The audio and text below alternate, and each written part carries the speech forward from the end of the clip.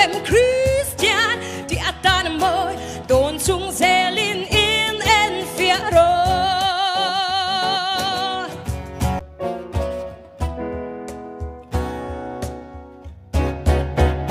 Åh Christian Cho chui siêu fan em ni lệ Åh terna Cho chui mình ta kem ni lệ Åh huat na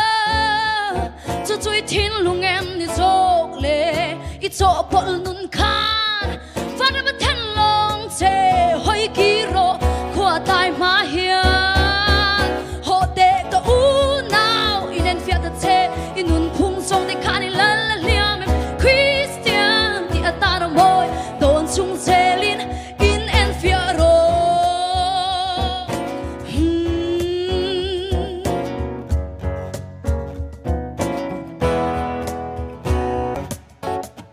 Åh karao bi Du du I silfen em di le Åh farisai Du du I ming ta kem ni le Sao thao da Du du I thiên lung em ni dog le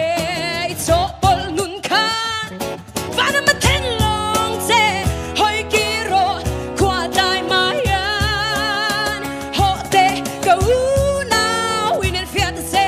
In un pung zong te khan I la la liam em Christian Di atan boy Don chung zelin in en fiaro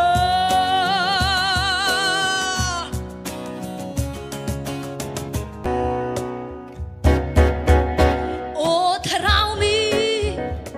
Cho chui siêu fan em ni lệ Åh farisai Cho chui mình đi kem ni lệ Chào thao da Cho chui thiên lung em ni dọc lệ I cho bol nun khan Phát ra bất thân long chê Hoi kiro Khoa tai ma hiền Ho te ka u nào I nen fiat ta chê I nun phung song te khan I la la liam em Christian Di atara moi Don chung zelin In en fiaro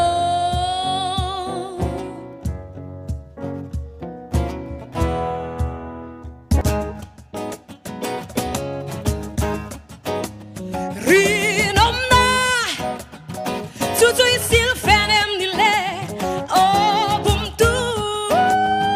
Du du I ming ta kem ni le Lem let na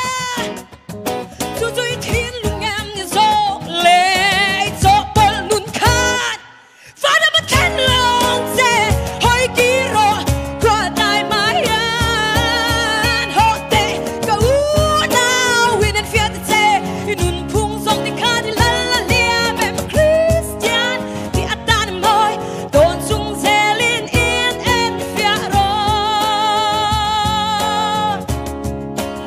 In en fiaro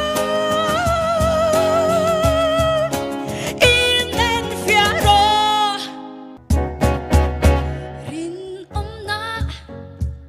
Cho chui siêu fan em ni lệ Åh bum tu Cho chui mình đi kem ni lệ Lem let na Cho chui thiên lung em ni dog lệ I cho bol nun khan Phát ra ma